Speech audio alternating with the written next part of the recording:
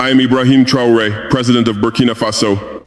I speak today not as a commander, not as a strategist, not as a symbol of resistance or power. I speak as a man who has carried silence longer than was healthy and truth longer than was safe.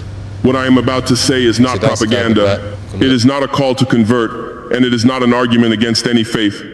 It is a confession of conscience offered in humility to Africa, to the Sahel, to the Muslim world, to Christians, and to a watching world that is older, tired, and still searching for meaning. I grew up Muslim. Islam was not a badge I wore, it was the air I breathed. Prayer shaped my days, fasting disciplined my body, obedience to God structured my moral spine. Islam taught me restraint, justice, accountability, and reverence. It was home. I never sought to escape it, and I never rebelled against it.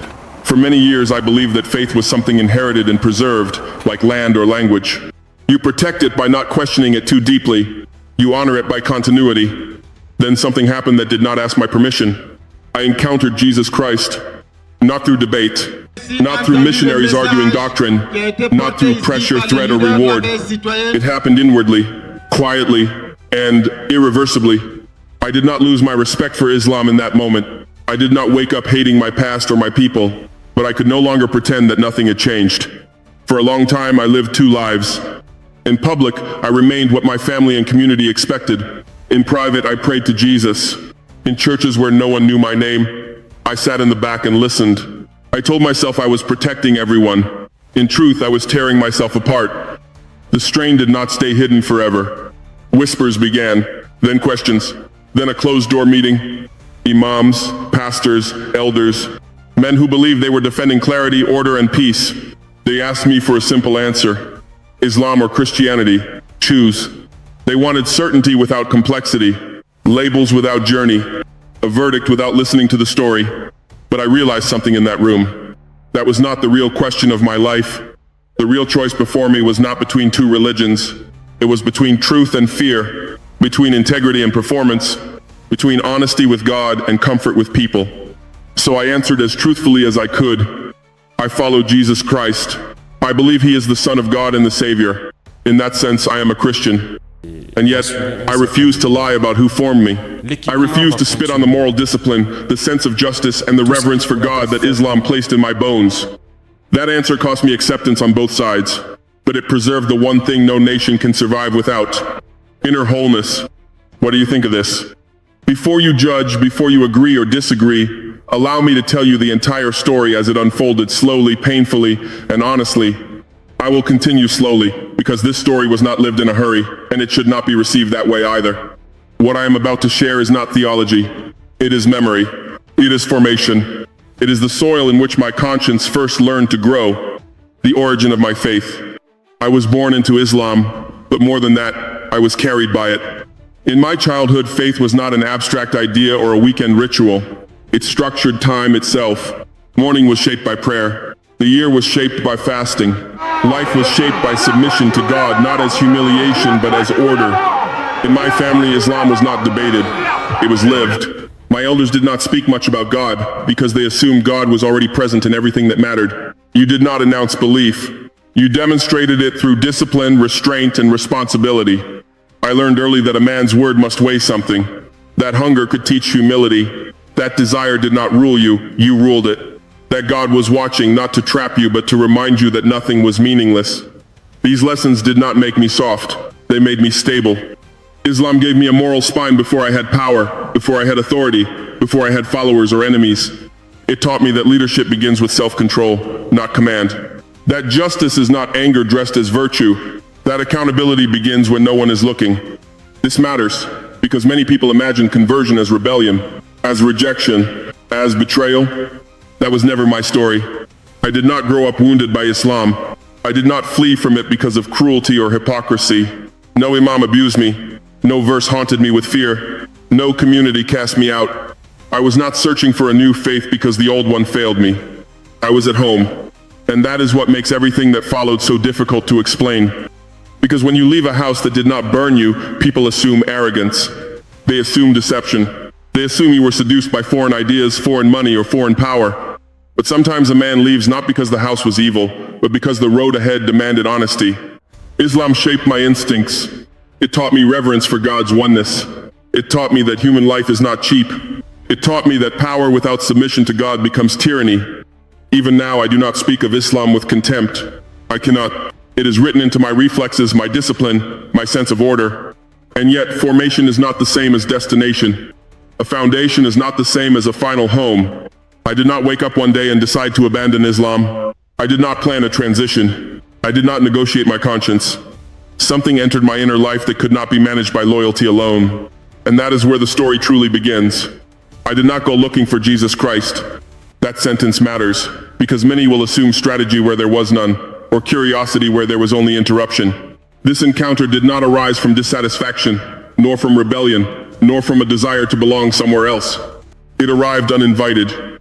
At the time, my life was already heavy with responsibility. Security concerns pressed in from every side. The Sahel was bleeding slowly, and leadership meant carrying grief you could not publicly name. I prayed as I had always prayed, asking God for clarity, restraint, and strength to endure. What happened next did not feel like a vision meant for spectacle. There was no voice from the sky, no collapsing walls, no dramatic conversion scene that could be filmed or celebrated. It was quieter than that. It was as if a presence entered the room of my conscience and refused to leave. Not forceful, not threatening, but unmistakably alive. I became aware of Jesus Christ not as a concept, but as a person who knew me.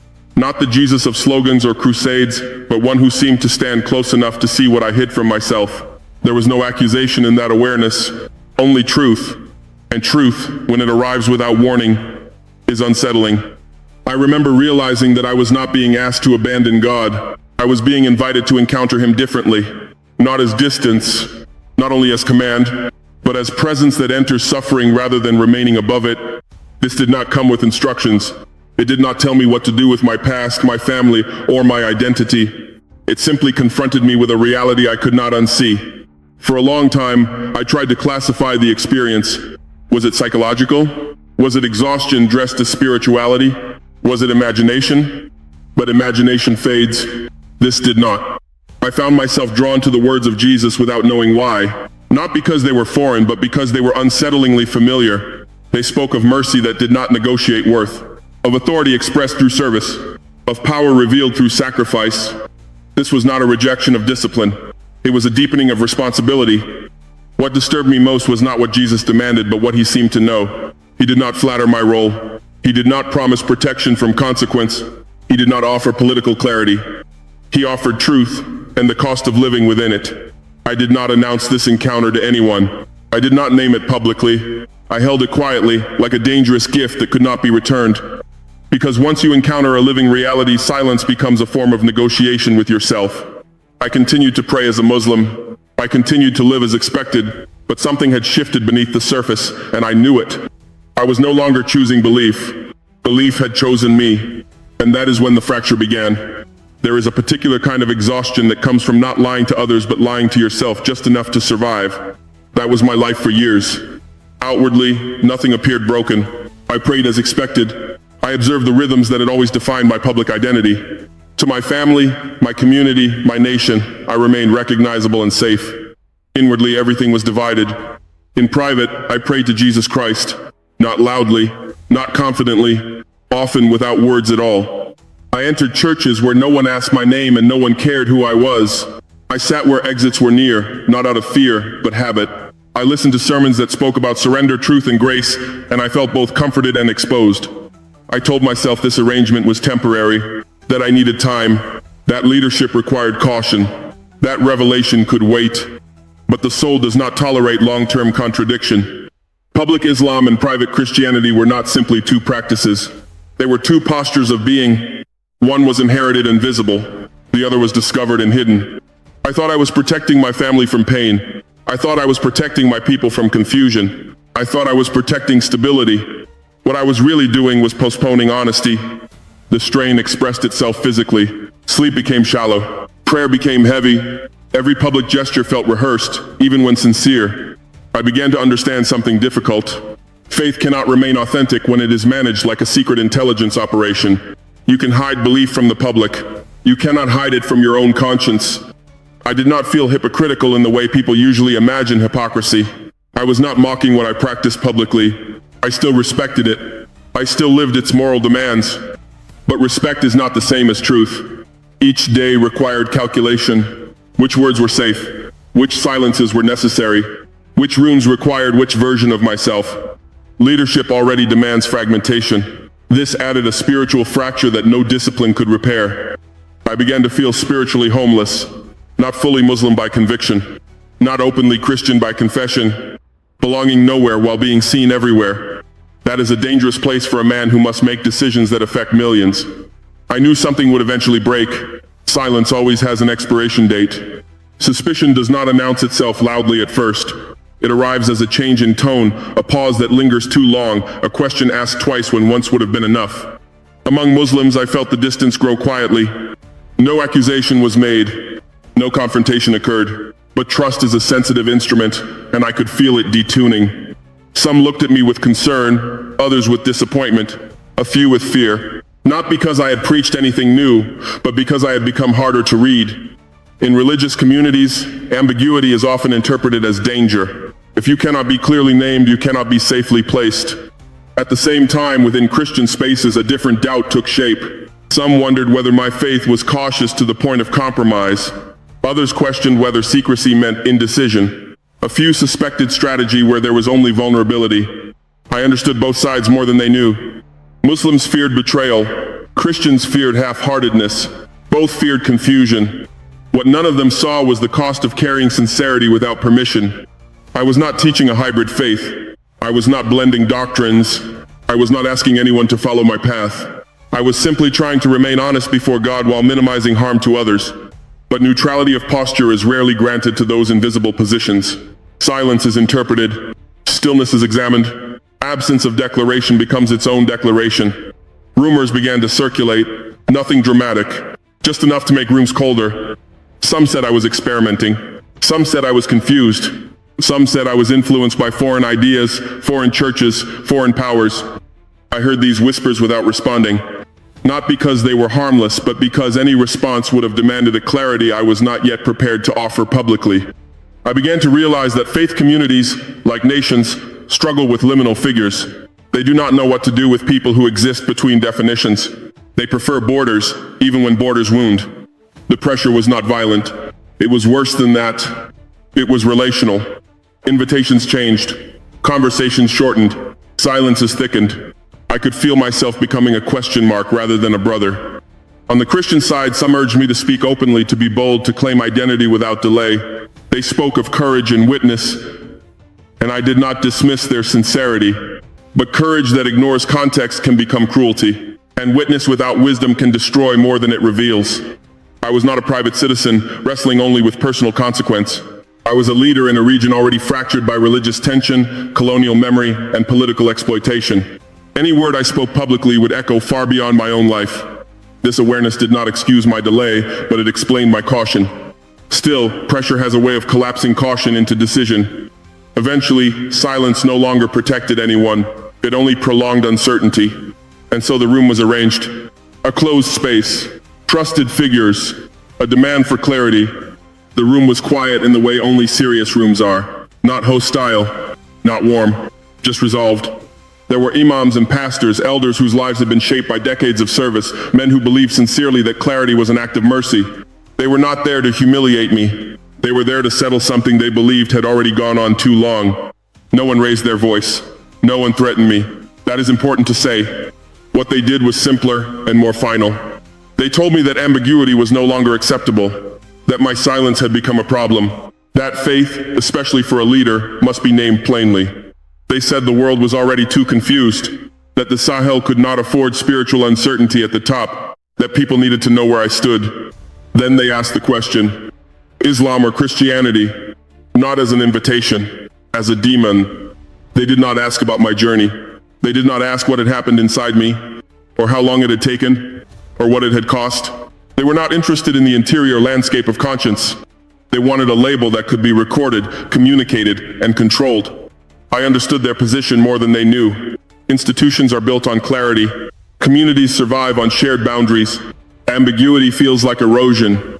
But sitting there, something became painfully clear to me. Their question was not the true question of my life. Because I was not standing at a crossroads between two religious systems. I was standing at a crossroads between honesty and self-preservation. If I chose Islam publicly while knowing my conviction had changed, I would preserve belonging at the cost of integrity. If I chose Christianity publicly, I would fracture relationships, destabilize perceptions, and risk isolation. But only one of those options allowed me to remain whole before God. I realized then that fear had been disguising itself as responsibility, that caution had quietly become avoidance, that my silence was no longer neutral, it was a decision to delay truth. So I did something that surprised them. I refused the framing of the question. I told them that asking me to choose between Islam and Christianity as labels missed the real issue entirely, that the true choice before me was between truth and fear, between integrity and performance, between living honestly with God or managing appearances for people. The room did not like that answer. Complexity unsettles institutions, especially when they believe they are protecting order. They asked again, this time more firmly, Islam or Christianity? I knew then that whatever I said next would close doors permanently, and I also knew that once spoken, it could never be taken back. In that moment, I felt something settle inside me. Not confidence, not relief, but clarity without comfort. I understood that the question placed before me was not designed to discover truth. It was designed to restore order, and order, when it fears disruption, often mistakes honesty for threat. I told them this calmly. I said that a question which demands simplicity where life has been complex is already dishonest, that my conscience could not be reduced to a checkbox without violence being done to truth, that faith, if it is real, must be lived before it is labeled. I watched their faces change, not in anger but in concern. They warned me that refusing clarity would leave people confused, that ambiguity from a leader breeds instability, that faith, especially in Africa, must be visible and named. I listened. I respected them, but something deeper had already decided. I realized that what they feared was not my belief, it was my honesty. Because honesty cannot be managed.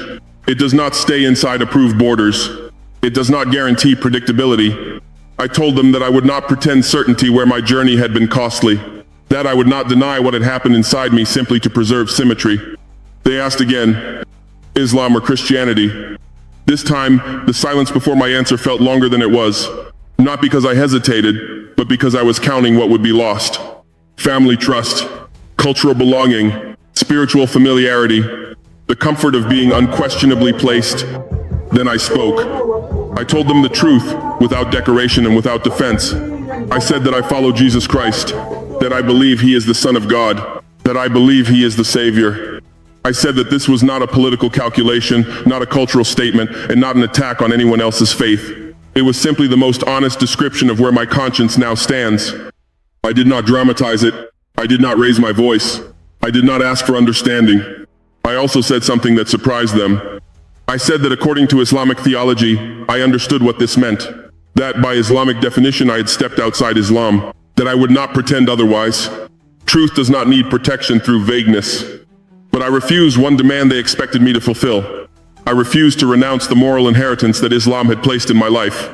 I refused to speak of my Muslim past as darkness or error. I refused to insult the discipline, reverence, and sense of justice that had shaped the man I had become. I said that following Jesus did not require me to lie about how God had formed me before I knew his name in this way. That gratitude does not disappear when direction changes. That integrity demands accuracy, not exaggeration. The room grew still. Some looked wounded. Some looked relieved. Some looked disappointed. No one applauded. No one condemned me aloud. That is how you know something final has happened. I was no longer safely located within either system. I had answered honestly, but honesty rarely leaves you comfortably placed. They told me the consequences calmly. That many Muslims would see this as betrayal. That many Christians would still question the depth of my commitment. That I should prepare for isolation. I told them I understood, because I had already begun to live that reality long before the words were spoken. What they did not say, but what I felt deeply, was this. They were not just releasing me from a category, they were releasing themselves from responsibility to carry me. Belonging has conditions, integrity has costs. I walked out of that room lighter in one sense and heavier in another. The lie was gone. The loneliness had just begun. People often imagine that truth brings peace immediately. Sometimes it does. Often, it brings exposure first. After that meeting, nothing dramatic happened at once. No public announcement. No confrontation in the streets. No sudden rupture. Instead, there was distance. the kind that does not argue with you but slowly rearranges the world around you. From many within the Muslim community, I felt a withdrawal that was quiet but decisive. Some no longer spoke to me with the familiarity they once had. Others maintained respect, but not intimacy. A few turned away entirely, not in hatred, but in grief. I do not blame them. To many, I had crossed a line that cannot be crossed without pain. Faith is not only belief, it is belonging. When someone leaves, it feels like loss, not debate. From the Christian side, acceptance was not immediate either. Some welcomed me warmly. Others remained cautious. They wanted certainty. They wanted assurance that my faith was not symbolic, political, or temporary. They wanted to know if my confession would survive cost. I understood their hesitation. Public figures are often suspected of instrumental faith, and Africa has suffered enough from leaders who speak God's name without kneeling before Him. What surprised me most was not rejection from either side. It was the loneliness in between. I no longer fully belonged anywhere. In Muslim spaces, I was the one who had left. In Christian spaces, I was the one who arrived with a past that made people uneasy. I learned something then that no sermon had ever taught me. Belonging is conditional. Integrity is not. There were nights when prayer felt heavier than ever, not because God was distant, but because there was no longer a community that fully carried me. Leadership isolates. Honesty isolates further. I began to understand why so many leaders choose performance over truth, why ambiguity becomes refuge, why silence feels safer than confession. But once you have chosen integrity, retreat becomes impossible. You can miss belonging, you can grieve community, but you cannot unknow truth. I also discovered something unexpected. In that loneliness, my prayers became simpler, less polished, less defended. I stopped explaining myself to God. He already knew. And in that quiet honesty, I sensed something steady beneath the loss. Not approval, not reward, presence. What I learned did not arrive as revelation. It arrived as erosion. Slowly, quietly, what I thought I understood about faith was stripped down to what could survive loneliness. I learned that faith is not primarily a label. Labels help communities organize themselves, but they do not save the soul from dishonesty. They can even become a shelter for fear, a way to belong without being known. Real faith, I discovered, is what remains when applause is gone and explanation no longer helps. I learned that sincerity does not guarantee acceptance. In fact, it often provokes discomfort, because a person who chooses truth over tribe forces others to ask questions they would rather avoid. I learned that communities often confuse unity with uniformity, but unity imposed through fear is not unity. It is compliance. Integrity, on the other hand, is lonely because it cannot be delegated. No elder can carry it for you. No institution can absorb its cost. You stand alone before God, even when surrounded by people. I also learned something painful about leadership. Leaders are praised for decisiveness, but punished for vulnerability. They are expected to project certainty, even when the deepest decisions of life are formed in trembling. We tell leaders to be moral, but we often mean predictable. We tell them to be faithful, but we often mean convenient. My journey taught me that conscience does not answer to crowds. It answers to truth. I learned that Islam gave me discipline, but Jesus asked for surrender. Not surrender of intellect, not surrender of responsibility, but surrender of control over how I am perceived. Jesus did not ask me to replace one performance with another. He asked me to stop performing entirely. I learned that truth does not always reconcile communities. Sometimes it simply clarifies where you stand. And clarity is not peace. It is alignment. Alignment between what you say in public and what you carry in private. Between who you are seen to be and who you actually are before God. This alignment came at a cost. But the alternative was fragmentation. And a fragmented leader eventually fragments a nation. If Africa is to heal, its leaders must first learn to be whole. Not flawless, whole. I speak now not to defend myself, but to leave a witness. To Muslims who hear my words with pain, I say this with respect. I have not forgotten where I come from. I have not mocked your prayers, your fasting, your discipline, or your submission to God. The moral seriousness you placed in my life still governs how I lead, how I restrain power, and how I fear injustice. To Christians who hear my confession with caution, I understand you. Faith that costs little proves little. I do not ask for instant trust. I ask only that you judge my faith by its fruit, not by my origin. To the leaders of the Sahel and to leaders across Africa, I speak plainly. Our continent is wounded not only by poverty and conflict, but by leaders who have learned to survive without truth. We have inherited systems that reward silence, performance, and allegiance, while punishing conscience. This cannot continue. A leader who is divided inside will divide the nation outside. A leader who lies to himself will eventually lie to his people. And a leader who fears losing belonging more than losing integrity will sell the future quietly. Faith, when real, does not make governance weaker. It makes it accountable. It reminds power that it is borrowed. It reminds authority that it will be judged. It reminds ambition that it is not eternal. To the world watching Africa through tired eyes, I say this: do not underestimate the spiritual hunger of this continent. Do not reduce our struggles to economics alone. Men do not take up arms only because they are poor. They take up arms because they feel unseen, unvalued, and untethered from meaning. Faith misused becomes violence. Faith ignored becomes despair. But faith lived honestly becomes restraint. I believe Jesus Christ does not belong to the West. He does not belong to empire. He does not belong to dominance.